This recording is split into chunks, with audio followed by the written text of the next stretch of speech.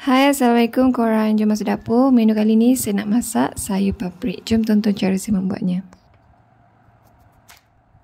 Sebelum tu saya nak sediakan dulu bahan-bahan yang diperlukan. Nak masak sayur paprik ni saya guna macam-macam jenis sayur. Ada carrot, ada juga kubis. Selain tu ada kacang panjang, ada bunga kubis dan batang seledri.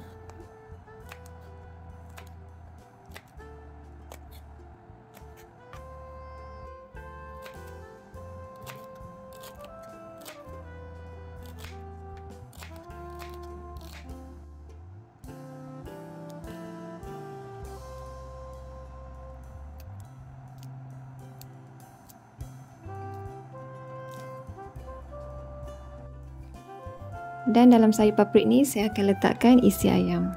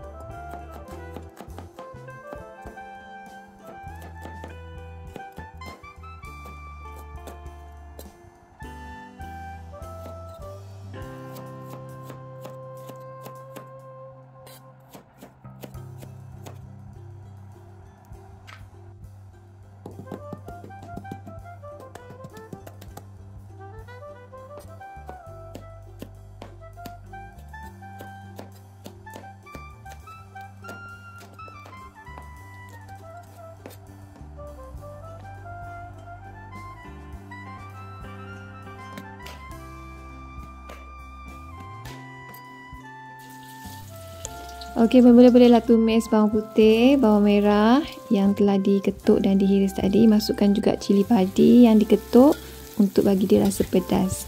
Teruskan kacau sehingga naik bau dan sedikit garing. Seterusnya saya masukkan 2 sudu besar cili kisar. Kacau sekejap, biarkan cili ni masak.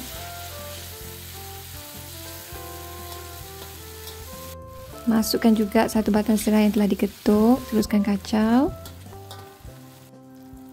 Barulah masukkan isi ayam. Kacau sehingga ayam ni masak.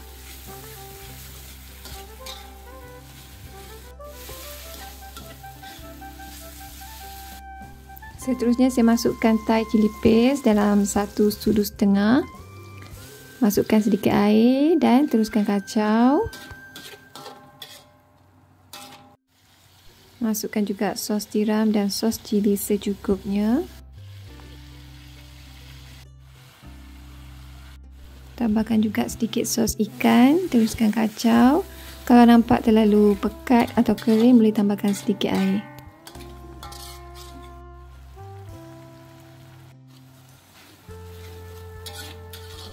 Seterusnya masukkan perasa garam gula Ajinomoto secukupnya. Teruskan kacau biar sebati dan masukkan juga daun limau purut. Kemudian barulah masukkan sayur-sayur yang dipotong tadi.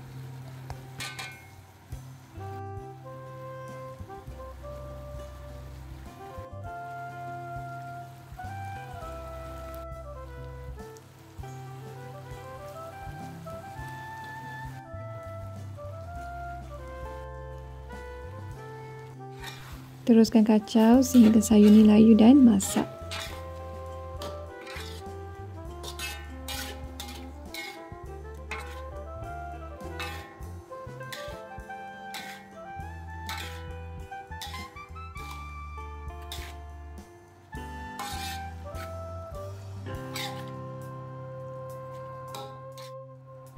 Okey, nampaknya sayur paprik saya dah masak, siap untuk dihidang. Kalau ada telur dadah dengan sayur ni pun dah cukup rasanya. Okeylah korang, itu saja perkongsian daripada saya untuk kali ni. Thank you korang for watching. Bye, jumpa lagi.